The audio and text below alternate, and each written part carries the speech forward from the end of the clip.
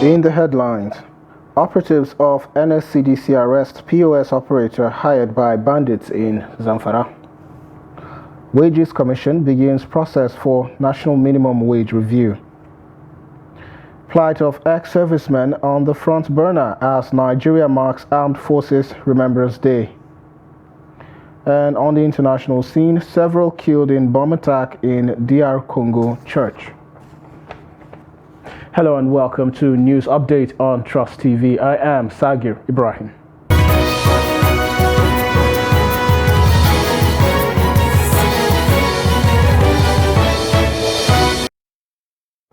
Hello and welcome once again. We begin with security now, where operatives of the National Security and Civil Defense Corps NSCDC in Zamfara State have arrested a POS operator simply identified as Mustafa, accused of making financial transaction on behalf of bandits. The commandant of the corps in the state, Mohammed Bello Muazu, who spoke with newsmen, said Mustafa was arrested in Birnin Taba community in Zurmi local government area of the state. Muazu said 2 POS machines were seized from him by his team on a stop-and-search mission while being brought from Abuja to Zamfara. He said the suspect confessed that the machines were bought for him by a bandits leader, and if they want to buy items such as drugs, fuel and foodstuffs, they send somebody directly to him to collect the money to buy whatever they want for them. Muazu further said they have advised the state government to temporarily suspend the operations of the POS, especially in rural communities. Also, the remains of 7 personnel of the Nigeria Security and Civil Defense Corps ambushed and killed by bandits have been laid to rest in Kaduna State. This was contained in a statement by NSCDC Director Public Relations Olushola Odumosu on Sunday in Abuja. Odumosu recalled that the operatives were slain in Birnin community on January 9th while on a routine duty of protecting mining sites. He said that the corpses were handed over to families and loved ones of the deceased at the NSCDC Kaduna Command after a brief interment ceremony. Represented by Idris Ada, Commandant Kaduna Command, the Controller General praised the efforts of the gallant officers who lost their lives in defense of the country and described them as heroes never to be forgotten. The CG assured families and the next of kin of the deceased of the family of the timely dispatch of benefits accruable to them. He thanked President Muhammadu Buhari for consoling and remembering the Corps in its time of grief. The CG also said that the Corps would not be deterred by the unfortunate incident. Rather, it will spur the organization into more aggressive action against the people's common enemy. In the same vein, troops of the Nigerian Army have neutralized scores of bandits, including Ibrahim Kachala Gudo, barely 4 days after President Muhammadu Buhari had assured Nigerians of his administration's determination to consolidate gains recorded in the security sector. Gudo, known to be a notorious and one of the most dangerous bandits leader, commanded a group carrying out kidnapping and killings in Kaduna, Katsina, Zamfara, and parts of Niger Republic. Gudo's gang was believed to have killed the 7 personnel of the Nigeria Security and Civil Defense Corps who were ambushed and killed by bandits in Kaduna State while on official duty last week. Training towards a nationwide monitoring of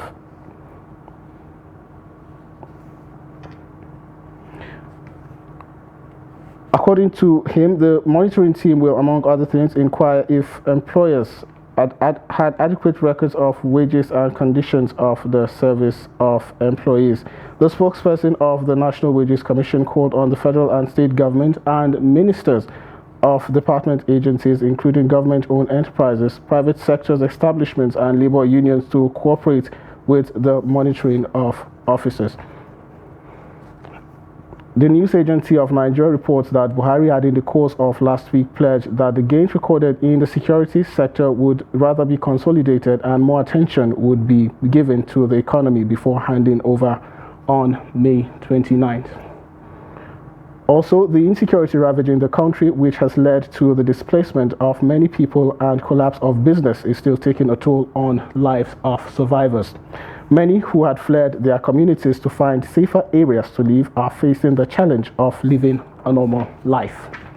Salis Lawan examines the impact of insecurity on small businesses and people affected. Take a look. In the wake of Boko Haram insurgency in 2011, in northeast Nigeria, various business outlets shut down operations as insecurity worsened in the zone.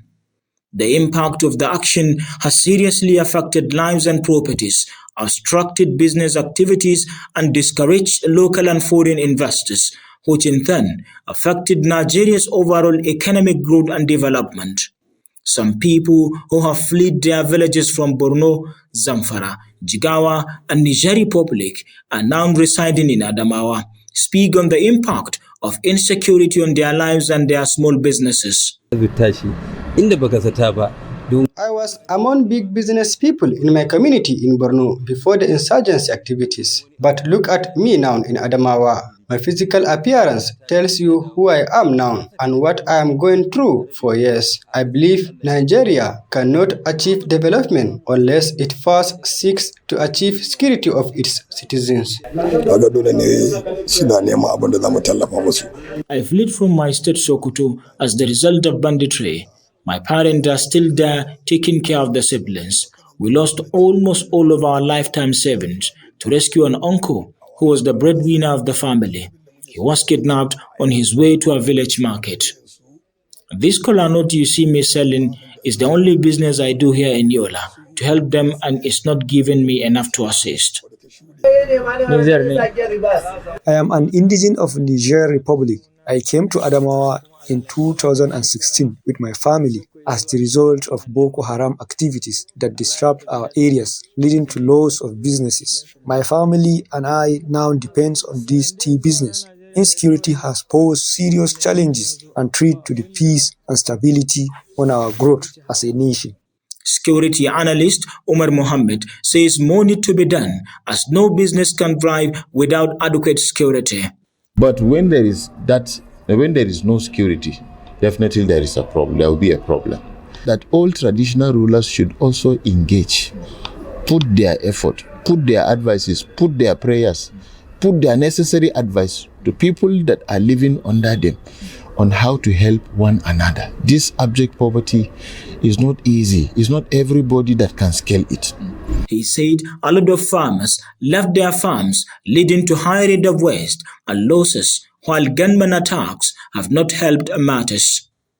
From Yola, Salis Lawan, Trust TV News.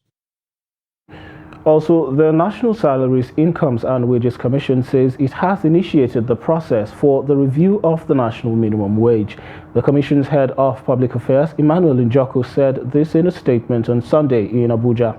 Njoku said as part of the process, the review of the minimum wage, which would be due in 2024, the Commission had held a series of meetings and trainings towards a nationwide monitoring of Minimum Wage Act 2019. He said the monitoring bill to begin on January 23rd would help ascertain the compliance level of the public and private employers and organizations.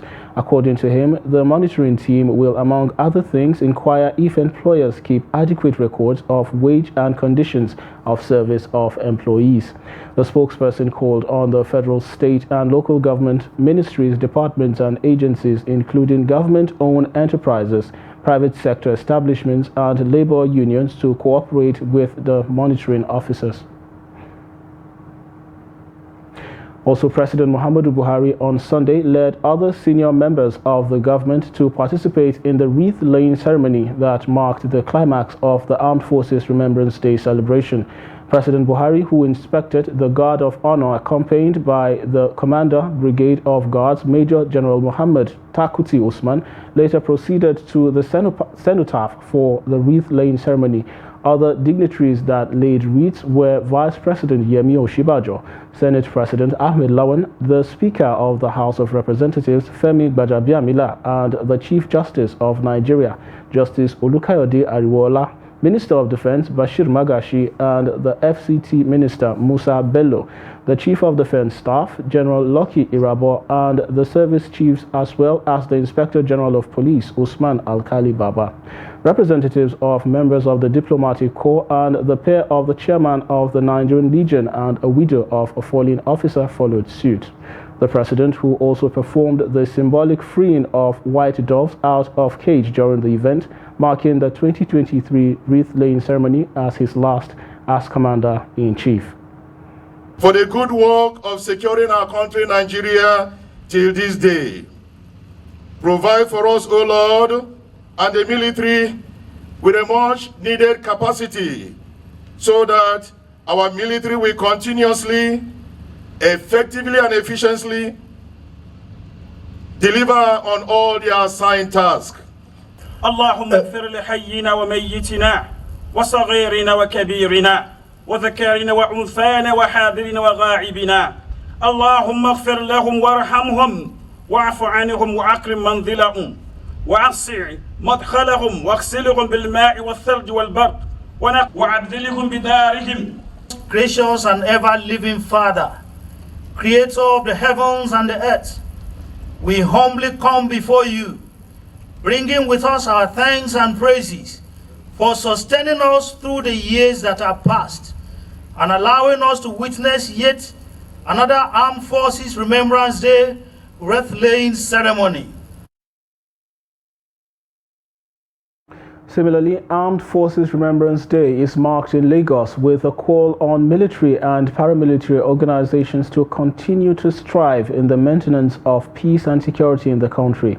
General Officer commanding 81 Division of the Nigerian Army, Major General Obinna Junwa, gave the charge at the parade and laying of wreaths ceremony to commemorate this year's Armed Forces Remembrance Day, held at the Remembrance Arcade, Tafawa Balewa Square, Lagos Island.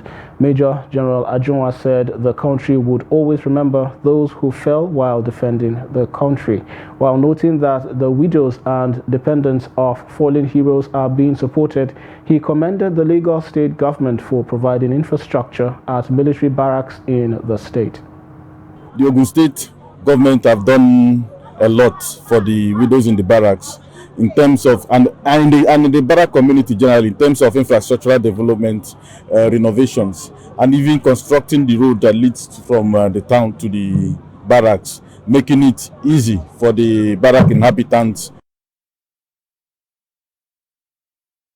And still on the Armed Forces Remembrance Day, in Kwara State, the Governor Abdulrahman Abdulrazak calls for constant support of the families left behind by the fallen heroes.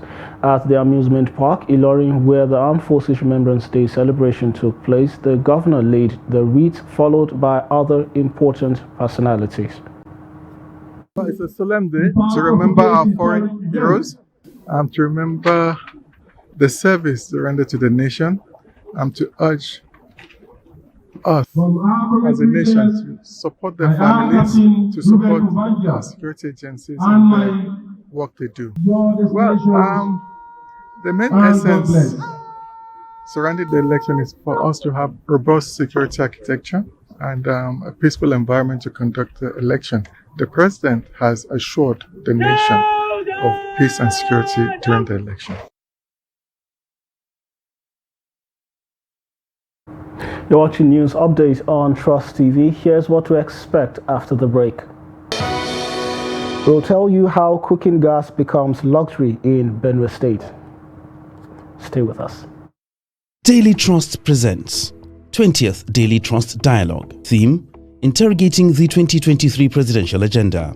Panelists: Mrs. Ibukun Awoshika, former Chairman, First Bank of Nigeria. Professor Jibrin Ibrahim, Professor of Political Science and member of the Board of the Center for Democracy and Development, CDD. Dr. Yetunde Anibaba, Lecturer, Analysis of Business Problems, Lagos Business School. Dr. Eugene Enahoro, Human Capacity Development Specialist and CEO, Heltoni Services Limited. Chairman of the event, John Cardinal Onaikon, Archbishop Emeritus of Abuja. Date: Thursday, 25th January 2023. Time: 10 a.m. Venue: NAF Conference Center and Suites, Gwarimpa Expressway, near Next Shopping Mall, Kado, Abuja. For sponsorship and branding participation, contact 081 00 49 1948, 081 65 32 0660, or 080 33 92 8902. The event will be broadcast live on Trust TV.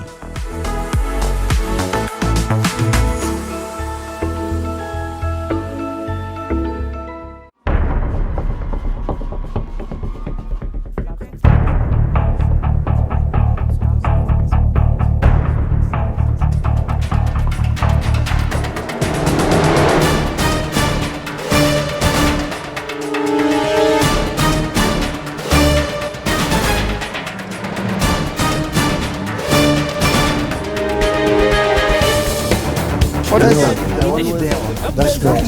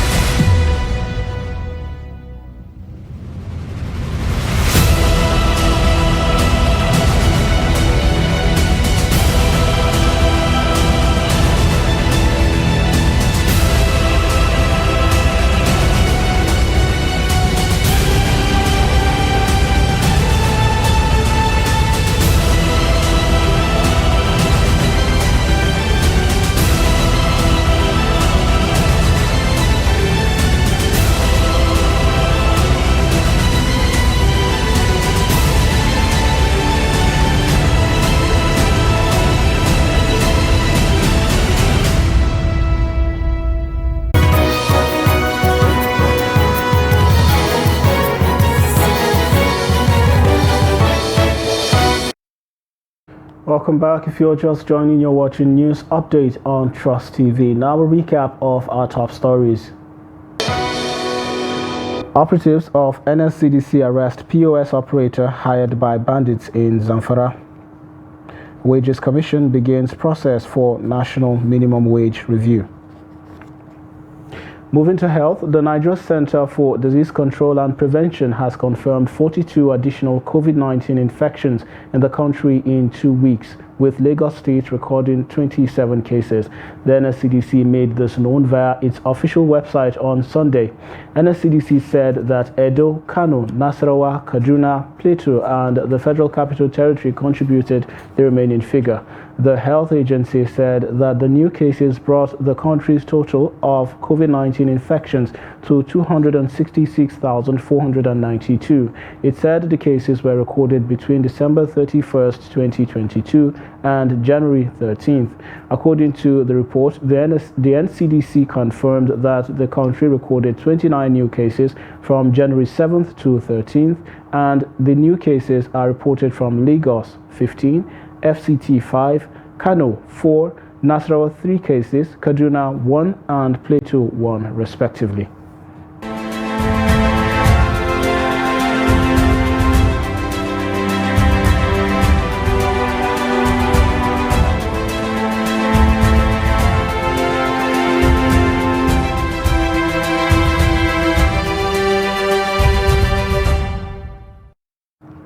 Residents of Makurdi, the Benue State capital, are calling on the federal government to arrest the persistent increase in the prices of cooking gas. Those who spoke to Jimmy Adzande said the price has doubled from what it was in 2021 and brought untold hardship to many homes. Take a look. This is one of the residents of Makurdi, the Benue State capital, using the cooking gas to prepare his food. He is one out of very few residents who can afford to get a product for everyday use. I would say, to my view, it's kind of unfair due to the fact that there has been a recent spike in the price of gas. When I came to the school area last year, the price of a kilogram of gas was around 415 naira, but right now it's at 900 naira. And from the point of students, it is very hard due to the fact that a lot of them have to pay for school fees, books, materials, so many things, and then they have to cook every day. And the fact that the price of gas has gone high, that really affects them. With the ever-increasing prices of goods and services, the residents said it is becoming increasingly difficult for them to refill the cooking gas. I was interested to know if they have alternative means of cooking. This is what they said. Going to a stage that if somebody that is from a humble background like me cannot even access a kg of gas, and it's not even staying the way we used to use it. We are buying a kg of gas now at 900, 850 naira, while we were buying last year at 450 naira. So somebody from a humble background like me cannot even access a full 5 kg gas and all that. So that affects us because last year, the price was down, now it's high. It's affecting us because to feed ourselves and do the school stuff is issue. Coupled with the price of the gas, sometimes it's very difficult for us to fill the gas 900 now to prepare food for ourselves. The residents appeal to the government to control the prices for the benefit of ordinary citizens. I had the idea of getting like a electric cooker for my meals. This is that's mainly because I'm living off campus. For those who are living in campus now, I think it's going to be very hard because I know there's a restriction on them using electric cookers. The nation that should be able to help the students and lessen the price so that we can better get the gas and be able to cook for ourselves. Say that those that are in position of this should take certain measures so that even those people that are from humble background, as I usually say, will be able to access the gas and use it comfortably. My cry to the authorities is that if there's a way, they should still beat down the price of the gas so that it will be affordable for us to be using it. At the moment, the Makurdi residents are not smiling. They may let go of other ones, but food is a basic need of life, like shelter and clothing. Hence the need to arrest the hike in cooking gas price.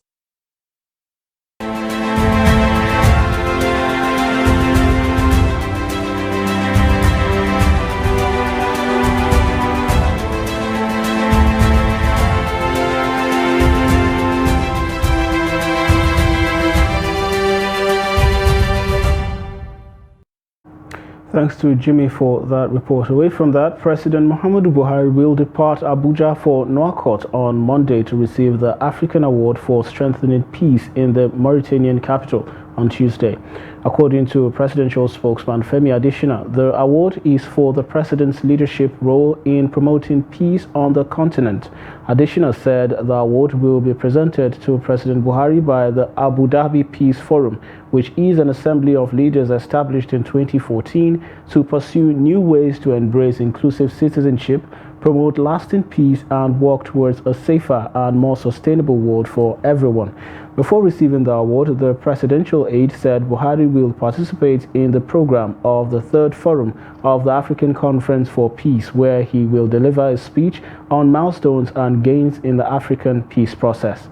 The president is accompanied on the trip by Minister of Foreign Affairs Geoffrey Oyema, Minister of Defense Major General Bashir Magashi, retired, National Security Advisor Major General Muhammad Monguno, retired, and Director General of the National Intelligence Agency, Ambassador Ahmed Abubakar. And on the foreign scene, at least 10 people have been killed and dozens of others wounded in a bomb attack during a service at a Protestant church in the Eastern Democratic Republic of Congo. Army spokesman Anthony Molushe said on Sunday that the explosion killed at least 10 people and wounded 39 others.